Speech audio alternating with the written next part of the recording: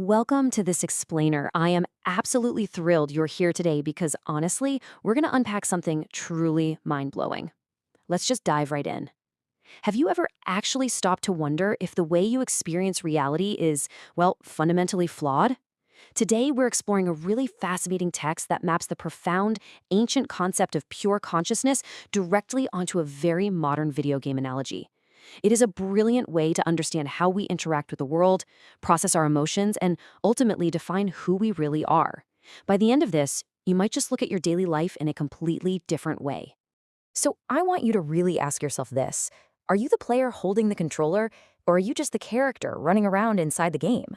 It sounds like some sci-fi movie concept, but this is the exact framework our source material uses to bridge the gap between this explainer right now and your personal day-to-day reality.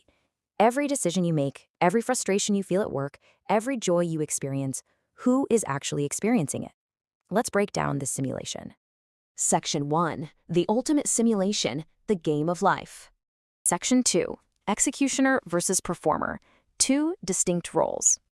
Okay, so to understand how we navigate this simulation, we really have to understand two specific roles. First up, the task executioner. Think of this role as the quiet, completely detached observer sitting on the couch, just holding the controller. The text explains that this observer watches the intellect, which is known as budhhi, execute tasks based on pure consciousness, referred to as chetna. The executioner doesn't panic. They don't sweat. They are simply the awareness deciding on the inputs, calmly directing the action from a place of pure, untouched consciousness. But then we have the task performer. And wow, this is where things get active. The task performer is the character. It's the avatar inside the game. It is the you that is actually carrying out the physical tasks and acting on the decisions that were executed by that task executioner. The performer is the one doing all the heavy lifting. It's the pixelated hero on the screen running, jumping, and interacting with a simulated world based on the commands coming directly from the controller. So when we place these two side by side, we see a really clear dichotomy. On one side, we have the task executioner, the observer, deciding things based on pure consciousness. And on the other side, the task performer, the character, executing actions strictly within the confines of the simulation. The absolutely crucial point here is that one is outside observing the game, and the other is fundamentally trapped inside it.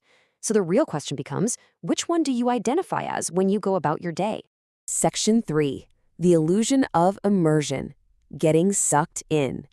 Right, so if we're meant to be the detached observer, how do we end up feeling so stressed, so tired, and so emotionally reactive all the time? Well, the text outlines a very specific descent into this illusion. Let's trace the steps.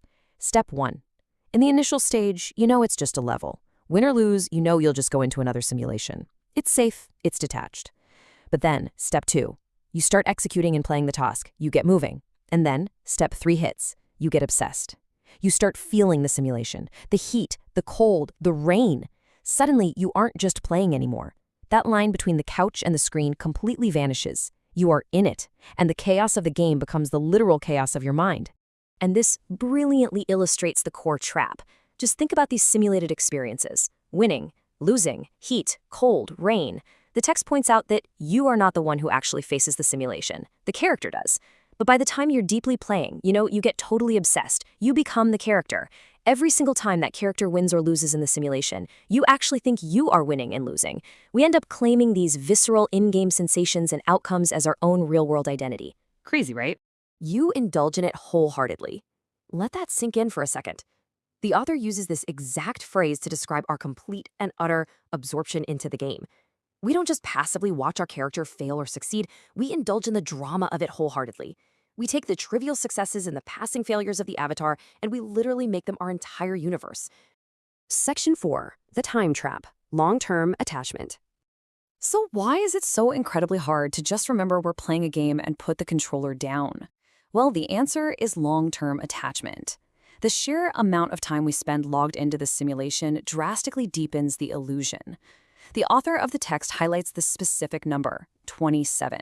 They use their own age of 27 to represent 27 years of being deep inside this game.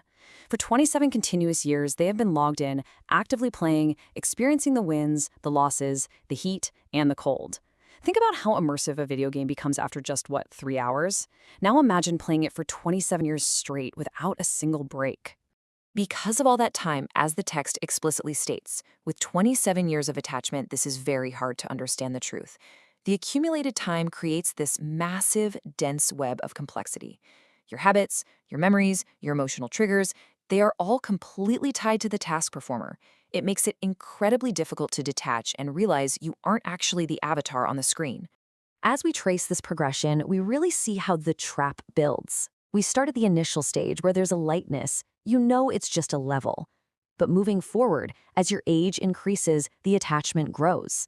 Which brings us to the present stage. The text notes that this complexity goes on increasing by the age you go forward. The older we get, the deeper we sink into wholehearted indulgence and deep complexity, burying that quiet observing task executioner further and further beneath the surface of the game. Section 5. Waking up from the game. Breaking the illusion. So, what is the profound realization required to shatter the illusion? How on earth do we break the complexity of aging and attachment? Well, the text delivers this incredible, paradigm-shifting realization: I am not the one who perform the tasks, or even who execute the task. This right here is the ultimate leveling up.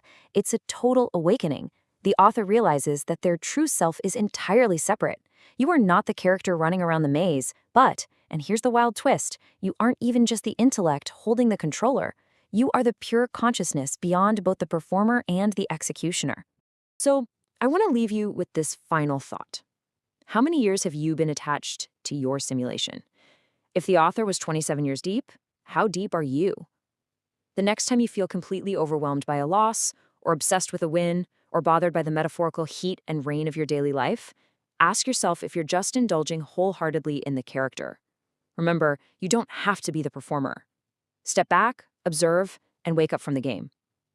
Thank you so much for joining me to explore this incredible concept today.